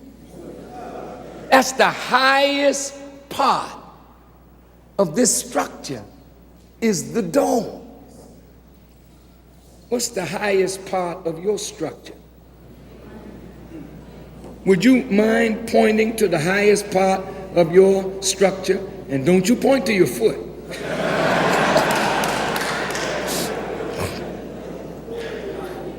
This is your dome.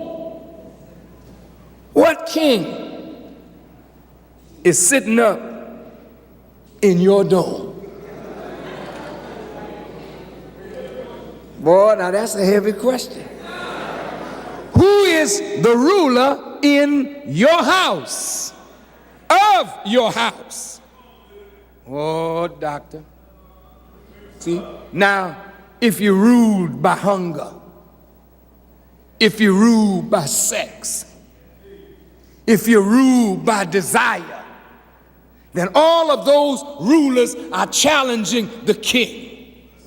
The king. But if the king, God, Allah, is on the throne in your dome, then you are running this structure, or he's running it in you. And the kingdom of God is a government under the rules and laws of God.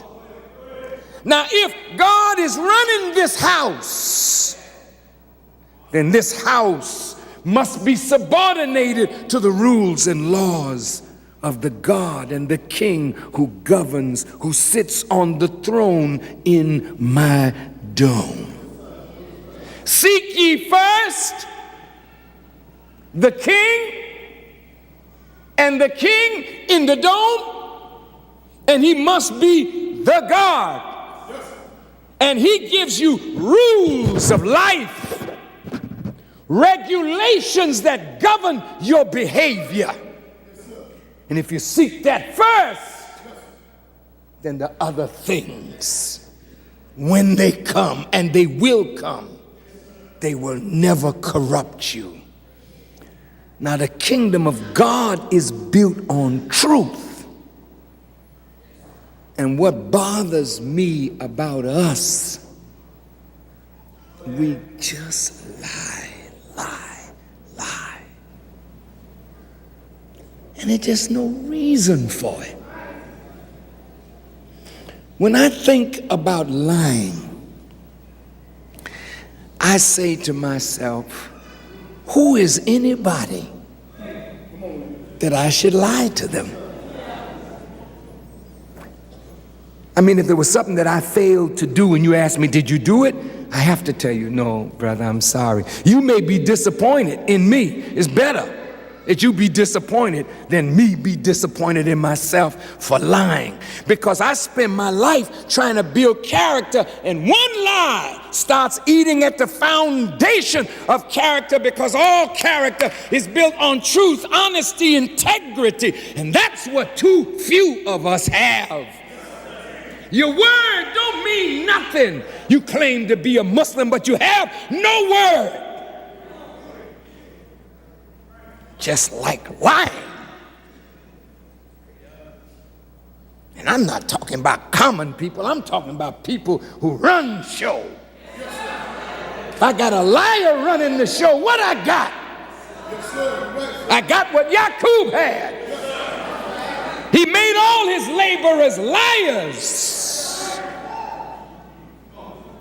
And a liar in the top cannot produce truthful people.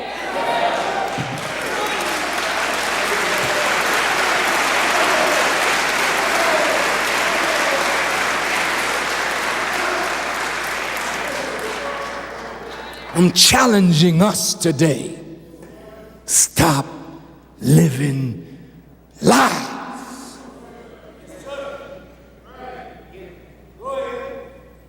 Bow tie don't make you no Muslim.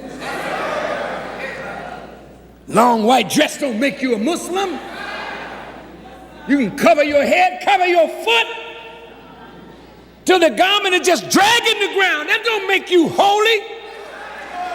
If you're a liar under that white dress, you're just a damn liar under that dress.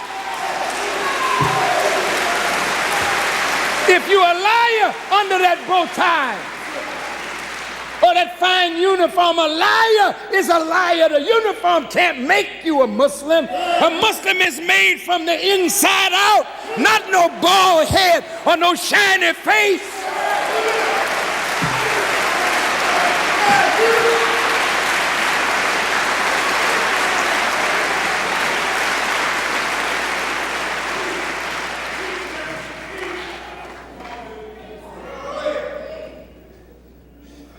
You can't trust me if I lie to you. I destroy trust with a lie. If I forget or make a mistake, call me on it so I can correct it. But if I just willfully lie and know I'm lying, then I need to step down out of these positions. Because a liar should never be in authority. Because a liar has already become a thief and a murderer. So all you can do is produce a Yaqub civilization.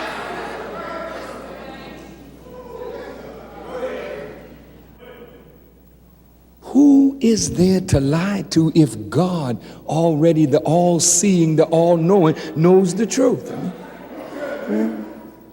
So I respect the fact that God, man, I got to have good character. Whether you want it or not, that's on you. But I'm talking about me. I gotta live with me. And in order to live with me, I gotta develop character. And all character is built on truth. And every time you lie, it's like taking a sledgehammer, knocking the foundation out from under your good. Every lie breaks you down. Every truth builds you up. Why do you lie? Because I'm insecure I am afraid of consequences, and therefore I lack faith in God. So you see, all three of those words are related. And I leave you with these things to ponder. Try, when you would tell a lie, just think for a moment.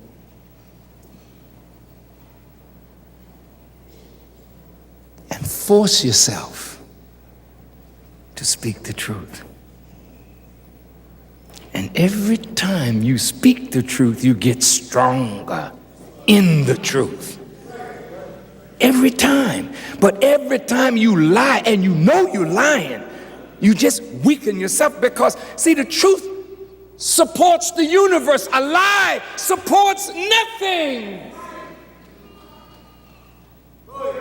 Look, you can't fake this. You know, the brothers and sisters that are coming out of the closet, you know. And by that I mean that they were living a life that they were ashamed to make public.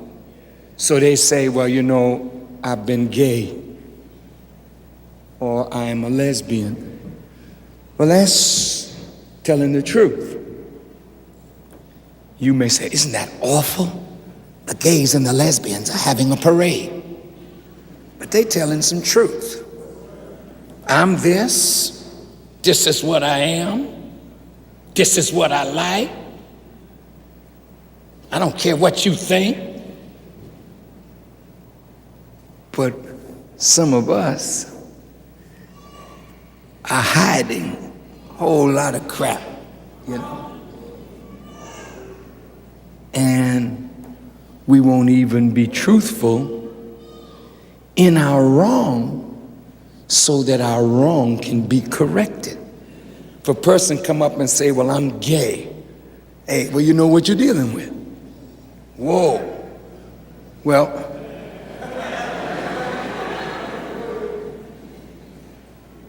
if you're not gay, then how do you bring a gay person to reflect on what pleases God? You have to teach them. You have to teach them what God is pleased with. Not from a condemning point of view, because all of us stand condemned. We're all wrong in something.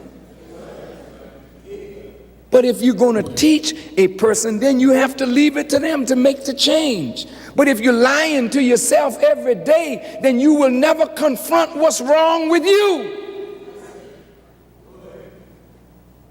You got to stop lying. When I told members of the Jewish community that I wasn't condemning the religion of Judaism as such, he said, oh man, Farrakhan now copping out. I said, no. I don't fear you. I don't fear you. God knows the truth, and there's nothing you can do to me unless God pleases. So if I tell you that I did not mean to insult the religion of Judaism, then accept that. Because I'm not a liar. That's wonderful, man, to be able to say, I'm not a liar. That don't mean that I've never told a lie. That's a lie. But what I'm saying to you is, every time you get ready to fix your mouth to tell it, shut up and get it straight. So wait a minute. Take that back. Take that back. Say it right. Now, if you fought 3 men and beat them all up, and you're getting ready to tell your story, if you fought 3 and 1, that's pretty big. Don't yeast it. Oh yeah, it was a number that no man could number. See, now you've added to the truth and you've made the truth into a lie. See, a lot of us, we like to exaggerate. Exaggeration ain't nothing but a lie. If you did it and it was good, don't add to it. Because the moment you add to the truth, you take away from the truth. Stop lying. Stop lying. Stop lying. Stop lying. Because every time you lie, you undercut your ability to be what only truth can make you into. Now I think we've dealt with fear, and I tell you the truth. I hope and I pray that God will make me fearless. Can God make you fearless? He said, those who believe and are the doers of good to others, there is no fear for them, nor shall they grieve. I want to be fearless. I'm not fearless. I'm on my way to becoming that. I don't know what tomorrow will bring. The enemy may bring an army to my door. All right, Farrakhan, it's time. I heard Elijah Muhammad say they could bring 10,000 outside my door. I will not be afraid. Why won't you be afraid, Elijah? Because God is with me, and as long as God is with me, there is no army that can defeat me. But you gotta know that God is with you, and he will prove to you that he is with you if you are with him and with truth. God will take little things and begin building your confidence in him. Yes, he will. And after a while, he'll keep on building your confidence until you just become so trusting in him that you don't think nothing, nobody can harm you except it pleases God. Because the arm of the Lord has been revealed to you. And brothers, I can tell you, it is a wonderful feeling to be able to know that you can put your trust in God. Now, I hold myself before you, not a perfect human being, but I'm trying to be an example. I have a lot of critics, but as I said in some speech recently, you don't tell the weight of a man by his friends. You tell the weight of a man by who his enemies are. And if the U.S. government is my enemy and it's the most powerful government on earth, and the Jews see me as the enemy, and they are certainly my enemy, and they are the most powerful people on earth, then who am I that I have attracted the most powerful enemy to be my enemy? And if that is the beast, and I am a little lamb, and the beast can't eat the lamb, then know that there is a power holding the beast's mouth from eating the little sheep. So every day I get more and more bold. If you listen to my recent speeches, You hear me? Taking them on now. I'm not boasting in myself. Because if I start that, I'm a loser all the way around. No, no, no. I boast in the power of the God that I worship. And he is the God.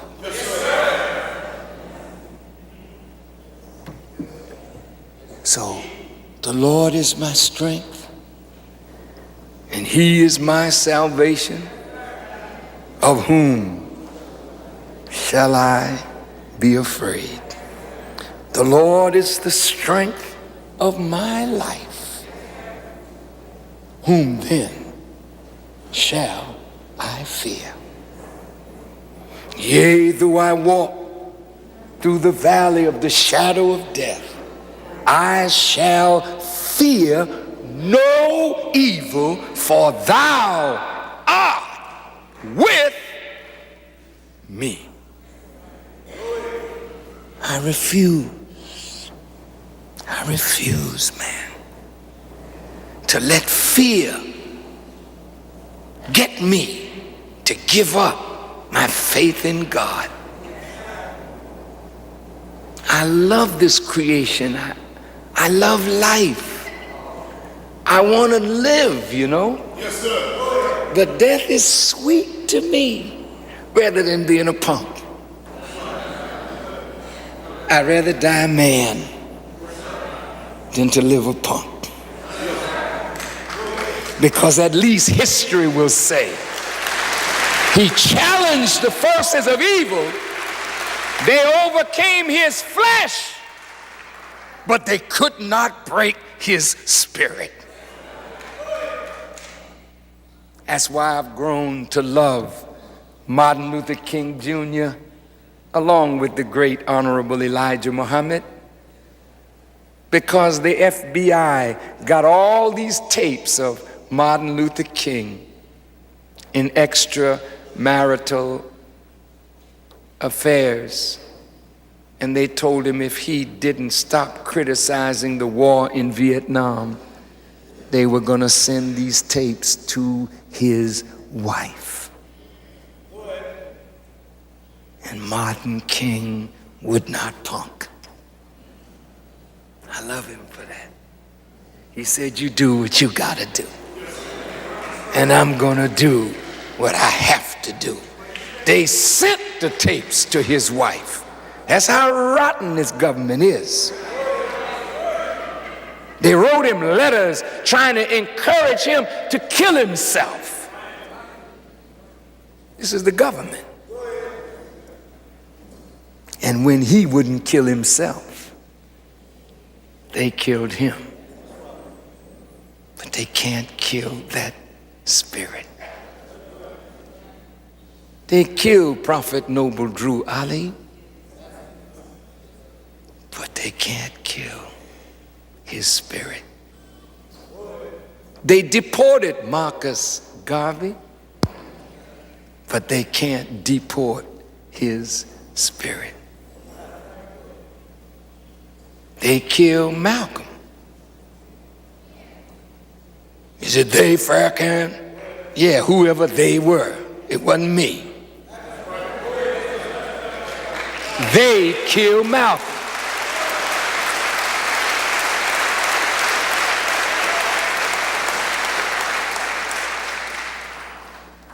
Elijah Muhammad lives. Jesus lives. Moses lives.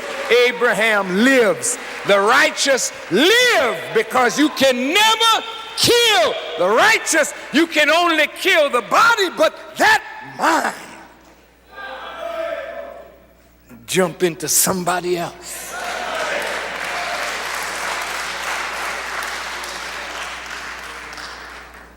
So don't you be afraid.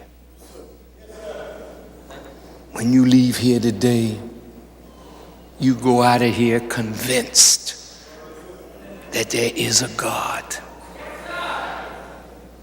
Because if there wasn't, Farrakhan would be out of here. But I'm here, brother. And I got news for you. by the help of God, I'm going to be here. And no matter what they do against me, I'm going to be the winner. I can assure you, I'm already the winner.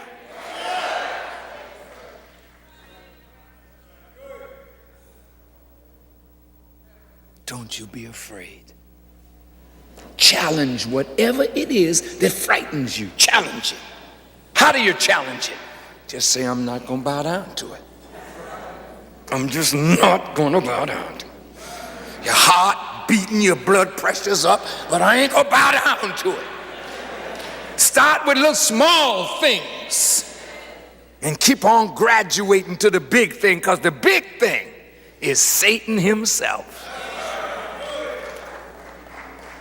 And if you put your trust in God, you will overcome Satan. And to those who overcome, the tree of life. Do you have faith that you can do it? Then if you exercise faith in God will help you challenge your fear. So you got to develop faith. Keep on developing your faith. It's like a seed, but it must be watered, it must be fed, and it will grow strong till you're so strong in faith that whatever you envision, you say, be. And it is. I know that's right, because I do it all the time. There is nothing that I want that I cannot achieve. Nothing. You didn't hear me. Nothing. Nothing. This is where the power is. It's in the dome, brother. Who you got in your dome? You got some chump sitting on the throne in your dome. Overthrow that punk and throw him out. Throw him out. And invite the king to come in and sit on the throne. You say, God bless this home. Christ is the head of this house. How can he be the head of your house if he's not in your head?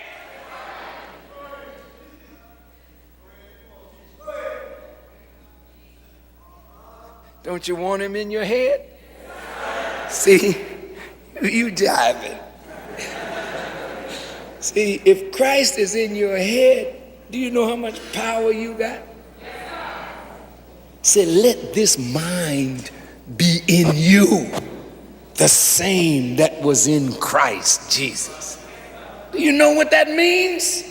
Put the real king on the throne in your dome and surrender to the rules and laws and the government of God, and unseat this old false government that's tricking you every day with the way you think, and let God guide your life. And I guarantee you, in 30 days from today, you won't even know yourself. So don't tell me you're poor. I don't want to even hear it. I ain't got no job. I ain't got no money. That's because you ain't got no sense. But you get the right king on the throne in your dome and believe that you can go out from here and make an honest wage and try him. Try him and see if he's God. Call him by his name. His proper name is Allah. Call him by his name. He'll answer by whatever good name you call him, but you try Allah. Turn your face toward the east. Which way is east, man? The way the sun rises. Get up, you'll find out.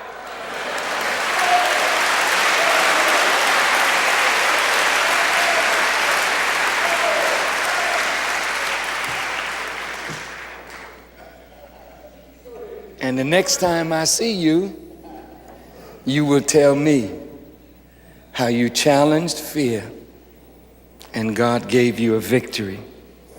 And you challenged fear and your faith in God grew. And then you started dealing with truth. And from now on, whenever you can tell a lie, stop and speak the truth. And don't add to or take away from. Just tell it just like it is, straight. And every time you do it, you'll get stronger in the truth. And before you know it, lie will become so distant from you. You will hate lies. And before you know it, people will say, one thing I love about sister so-and-so, brother so-and-so, I don't care what it is, man, you can trust them. They're going to tell the truth. And people will begin to talk about you in the neighborhood. They'll say, yeah, he ain't like the rest of them. Now, that Negro used to tell lies all the time. But something happened in his life. He must have got religion or something. And even in the gang, man, take these principles and work them. Strike at fear. Build up faith. And put the right king on the throne in your dome. And when you put him there, be sure to respect him enough to follow his rules and his laws. The fear of God is the beginning of it all. May God bless each and every one of you. Thank you for listening as I greet you in peace. Assalamu alaikum.